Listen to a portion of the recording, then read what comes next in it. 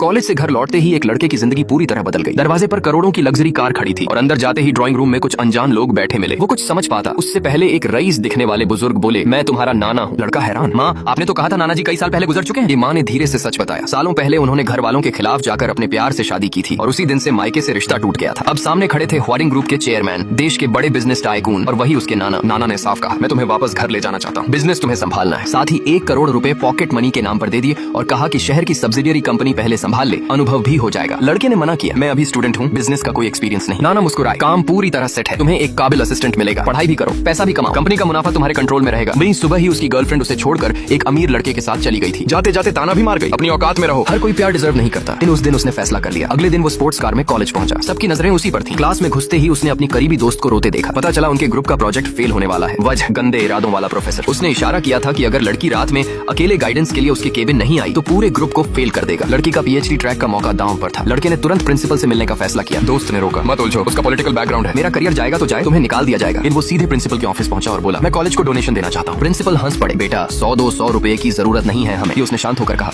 100-200 नहीं, पूरे 1 करोड़। कहते ही तुरंत ट्रांसफर कर दिया। कुछ ही मिनट में अकाउंट सेक्शन से कॉल आ गया। अब माहौल बदल चुका था। उसने 2 शर्तें रखी, बिजनेस की वजह से कभी कभी क्लास मिस हो सकती है, उसे इश्यू न बनाया जाए, उस प्रोफेसर को तुरंत निकाला जाए। प्रिंसिपल ने बिना देरी के कार्रवाई की। शाम को जश्न मनाने सब दोस्त शहर के सबसे महंगे रेस्टोरेंट गए। खाना खत्म हुआ तो उसे पता चला वॉलेट और फोन दोनों गायब। तभी उसकी एक्स और उसका अमीर बॉयफ्रेंड वहाँ आ गए। लड़की ने वेटर से कहा, इन पर नजर रखो, बिल देकर भाग न जाए। अमीर लड़का बोला, ये लोग बिल अफोर्ड नहीं कर सकते, पुलिस बुलाओ। तभी मैनेजर आया। उसने झुककर कहा, सर आपका बिल पहले ही क्लियर हो चुका है, ये रहा आपका फोन, अगली बार आई तो मुझे पर्सनली सर्व करने दीजिए। अमीर लड़का भड़क गया, एक साधारण स्टूडेंट को ये ट्रीटमेंट क्यों? मैनेजर ने ठंडे स्वर में जवाब दिया, शायद आप इन्हें पहचान नहीं पाए, ये दक्षिण पश्चिम के सबसे बड़े उद्योगपति के नाती हैं। रेस्टोरेंट में सन्नाटा छा गया।